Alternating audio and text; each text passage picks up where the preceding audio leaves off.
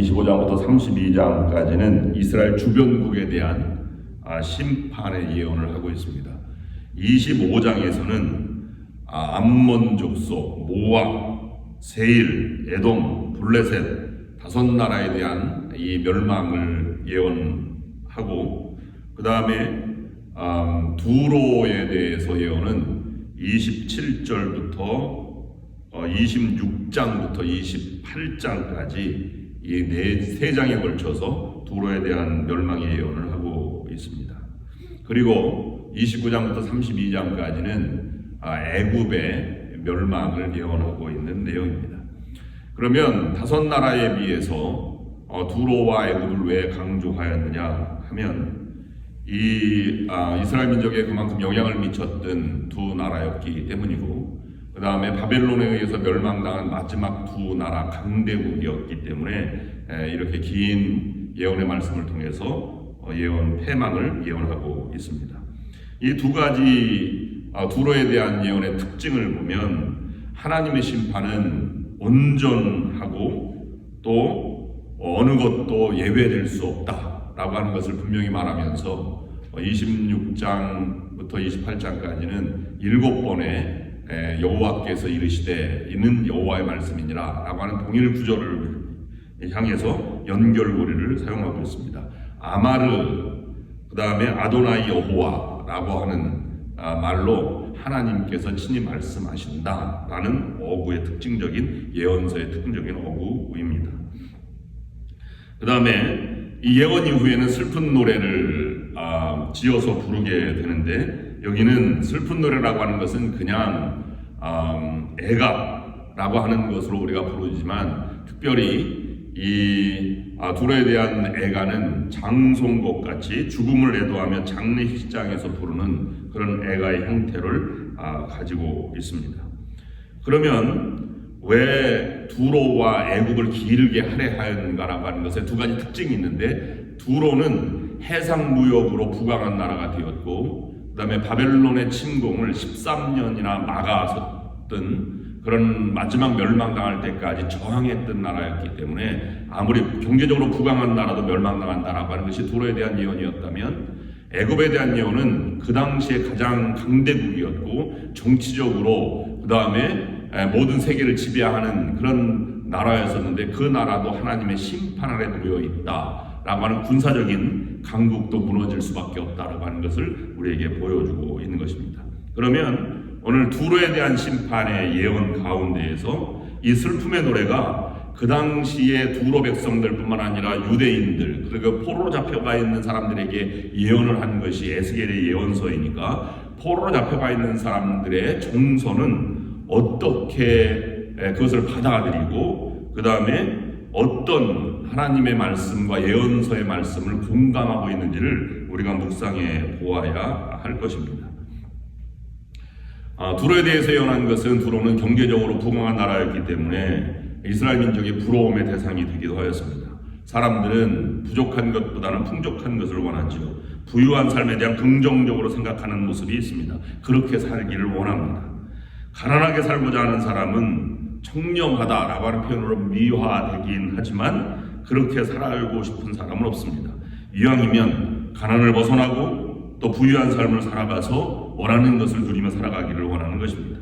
그런데 부유한 삶은 겉으로 보기에는 좋아 보이지만 그 부유함 가운데의 내면적인 모습이 더 중요하다. 영적인 성장을 방해하는 위험 요소들을 제거하고 풍부함을 누리는 것은 그만큼 소중하다고 성경은 말하고 있습니다. 어떻게 부유하게 살아가는가라고 하는 것 성경은 말하고 있는 것입니다.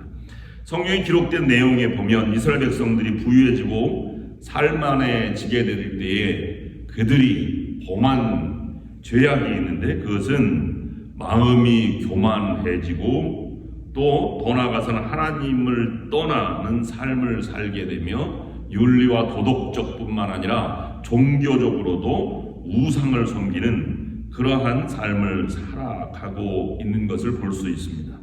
부유한 삶은 영적으로 흔들릴 수 있다는 것을 보여주고 있고, 또 어떻게 보면 가나안 땅에 들어와서도 풍부함을 경험했을 때 그들은 바알이라고 하는 이 풍요의 신을 섬기게 되었고, 그 다음에 아세라라고 하는 다산의 신을 섬기게 되어서 그것을 따라서 산당을 짓기도 하였습니다. 풍부할 때 하나님을 더 잘 섬기는 것이 중요하다고 말하고 있지만 현실은 풍부하면 더 우상에 빠지거나 교만에 빠지는 누를 범하고 있는 것인데, 오늘 본문 말씀이 이것에 대한 과오를 분명하게 지적해주고 있는 것입니다. 27장 18절 말씀에 보면 제품이 많고 각종 보화가 풍부함으로 라고 기록한 것은 이것을 대변해 주고 있습니다. 부유해 보이고 다른 나라와 교류가 이어져서 무너지지 않을 것만 같았던 두로, 그러나 오늘 본문을 보면 그러한 두로가 무너지게 되는 내용이 26절, 27절 말씀에 동시에 들어와 있는데 그것은 전면적인 패망을 예언하고 있습니다. 26절 보면 내 사공이 너를 인도하여 큰 물에 이르게 하며 동풍이 바다 가운데에서 너를 무찔렀도다 라고 기록하고 있는데, 사공이라고 하는 것은 바다를 배경으로 하고 있고 큰 물에 이르게 했다는 것은 대양을 말하고 있습니다. 동풍이 한가운데 일어났다라고 하는 것은 그 당시의 세계의 중심인 바벨론이 일어나고 있는 것을 동쪽에서 오는 큰 물이라고 표현하고 있는 것입니다. 27절 말씀 보면 내 재물과 상품과 바꾼 물건과 내 사공과 선장과 내 배의 틈을 막는 자와 내 상인과 내 가운데 있는 모든 용사와 내 가운데 있는 모든 무리가 내가 패망하는 날에 다 바다 한가운데에 빠질 것이며 라고 기록하고 있습니다. 내 선장이라고 하는 것은 지도자들을 말하죠. 나라를 운영하는 그러한 지도자들을 말하는 것일 것입니다. 그 다음에 내 배의 틈을 막는 자라고 하는 것은 9절에도 동시에 언급되고 있는데, 지도자들이 배의 틈을 막는 것처럼 사회에 무너지지 않게 하는 그러한 여론을 형성하고 권력을 가지고 있던 그발의 지혜자들을 상징하고 말하고 있습니다. 그 다음에 내 상인이라고 하는 것은 두로가 번성할 때 무역했던 나라들, 유대와 모든 나라들을 상징하고 있습니다. 그 다음에 내 가운데 있는 용사라고 하는 것은 이 주변의 바사, 룩, 붓 그리고 아르와 사람들로 두로가 고용한, 부강하기 때문에 용병을 고용했는데요, 그 용병들을 가르쳐 말하고 있는 것이고, 내 가운데 있는 모든 무리들은 주민들을 말합니다. 그러면 지도자들부터 이방인들, 용병들, 모든 주민들이 다 철저히 바다 가운데에 멸망당할 것이라 라고 말하고 있는데, 27장에 나와 있는 말씀 중에 모든 것에서 덧붙이는 말 하나가 있는데 단어는 너의, 내 라고 하는 단어를 반복하고 있는 것입니다. 두로가 그렇게 번성하게 되었고 모든 것을 소유한 것들이 다 그들이 내 것이라고 여겼던 그런 생각하는 일종의 반어법을 사용하면서 그들을 지적하고 있는 것입니다. 그러면 그들의 정서 또는 포로민들에게 전하여 주는 이 예언의 말씀이 전해주고 있는 교훈은 무엇인가 라는 것을 몇 가지 교훈을 묵상해 보겠습니다. 첫 번째로는 두로는 13년간이나 바벨론의 포위를 다 무찌르고 견뎌냈던 나라였습니다. 그만큼 튼튼했고 전쟁 중에도 무역이 계속될 만큼 밀거래는 아니지만 해상 무역을 점령하는 그런 것입니다. 바벨론은 거기까지 나아가지 못했습니다.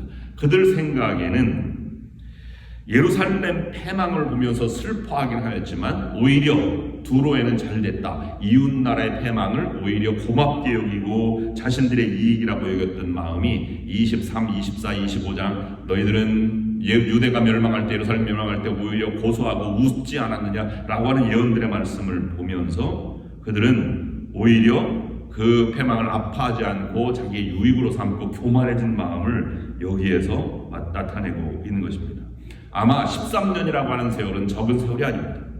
그만큼 그들은 견뎌내면서 나라를 유지해 나가는 가운데에서 우리는 무너지지 않을 것이다 라는 것을 그들은 가지고 왔을 것입니다. 결국 자신의 탐욕과 부함과 또 이 강대한 이런 넉넉함이 오히려 철저히 패망당할 것이라고 하는 예언의 말씀입니다. 25절과 27절 말씀에는 멸망의 모습을 그려주고 있는데, 사실 두로는 바다를 통해서 영화와 불을 쌓게 되었습니다. 그런데 멸망의 슬픈 노래의 가장 중요한 주제는 바다에서 멸망당한다고 하는 것입니다.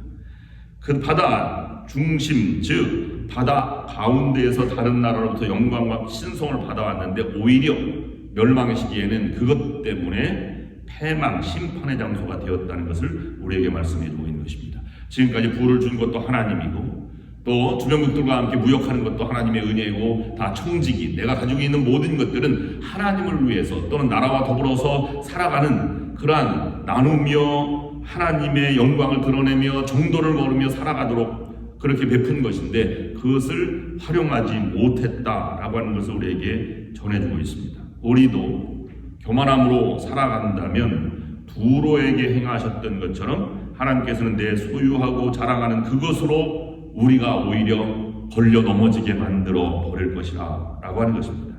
그것이 얼마나 크게 진동했느냐 하면 28절 말씀에서 내 선장에 부르짖는 소리에 물결이 흔들리리로다 라고 말하고 있는데 그것을 표준세 번역에는 내 물결이 흔들리리로다 라고 하는 것은 해변 땅이 진동한다 라고 표현하고 있고 공동번역에는 해안선이 울린다 라고 번역하고 있는데 두로로 상징되는 이 선박의 침몰이나 그 당시에 바다 가운데 멸망당하는 모습이 얼마나 참혹하고 극심하였는가라고 하는 것을 보여주고 있는 것입니다. 이 예언대로 BC 572년에 바벨론 느부갓네살에게 이 13년의 항전 끝에 두로는 멸망당하게 되었고 더 나아가서는 두로는 323년 BC에 알렉산더 대왕에게 정복당할 때에는 3만 명의 주민들이 노예로 팔려가고 2,000명의 지도자들이 사형을 당하는 그러한 철저한 멸망을 겪게 됩니다. 결국 두로는 이 땅의 존재 자체가 사라지는 철저한 멸망의 나라로 묘사하고 있습니다. 그렇다면 마지막 세 번째 우리에게 주는 교훈은 유대인들이 바라보는 묵상하고 있는 신앙의 관점이 무엇인가 라고 하는 것입니다. 두로가 멸망당하였다면 우리에게 남은 희망이 무엇인가 라는 것입니다. 잠언 16장 18절 말씀 보면 교만은 패망의 선봉이요 거만한 마음은 넘어짐의 앞잡이라 라는 말이 있습니다. 우리 가운데에서도 의지할 대상이 두로와 같이 세상 것을 의지한다면 우리도 똑같이 멸망당하고 말 것이다. 그러므로 세상적인 것으로 희망을 품는 것은 하나님께 나아가는 것이 아니다. 오직 하나님만이 희망이고 하나님만이 우리의 의지의 대상이 된다라고 하는 것을 유대인들, 포로인들에게 심어주고자 했던 것입니다. 그래서 그들로 하여금 예루살렘이 다시 재건되고 시온의 영광이 재건될 것이라고 하는 이 에스겔 예언자의 예언을 우리가 이 본문 말씀에서는 만나볼 수 있는 것입니다. 하나님은 우리를 인도하시는 분이십니다. 우리에게 귀한 것들을 주시기도 하시지만 거두어 가시기도 하시는 분이 하나님이심을 우리가 분명히 알아야 할 것입니다. 교만하게 만드는 모든 것들에게 우리는 주의하고 이 교만하게 만드는 것이 부유함에만 있는 것이 아니고 우리 또 여러 가지 우리가 교만해질 수 있는 상황이 많이 있습니다. 내 성공과 또는 평안과 내 모든 것의 안락함 이런 모든 것들이 우리는 교만하게 되는 과정으로 나아갈 수 있는 것입니다. 이러한 평안할 때 하나님을 떠나는 어리석고 교만한 모습으로 나아가는 것이 아니라 오히려 그럴 때에도 하나님을 더욱더 의지하고 또 하나님께 감사함으로 하나님과 친밀한 관계를 맺어 나아가는 것이 우리가 마지막까지 충성을 유지하고 기쁨을 더 그리고 승리함을 가져오는 그런 삶의 비결인 것입니다. 그러한 성도 여러분들이 될 수 있기를 주님의 이름으로 간절히 축원합니다. 기도하시겠습니다. 하나님 아버지 은혜와 사랑을 감사드립니다. 스스로 완전하다 여기며 자기 아름다움에 빠진 이들, 또 타인이 잘못되었을 때 그것을 밟고 이용하며 오히려 자기에게 유익이라고 생각하는 허영에 빠진 이에게, 또 하나님이 주신 말씀을 하찮게 여기며 아직 괜찮다고 하는 이에게 하나님의 뜻과 마음이 깊이 깨달아지는 이 말씀의 시간 또는 경건의 시간이 될 수 있도록 인도하여 주시고 하나님의 마음을 묵상하는 하루가 될 수 있도록 인도하여 주시옵소서.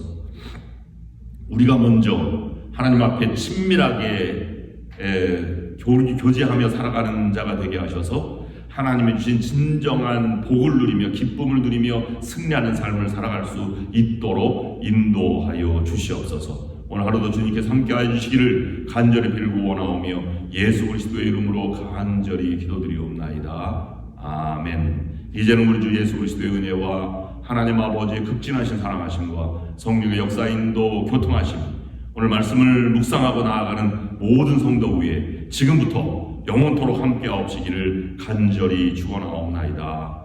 아멘.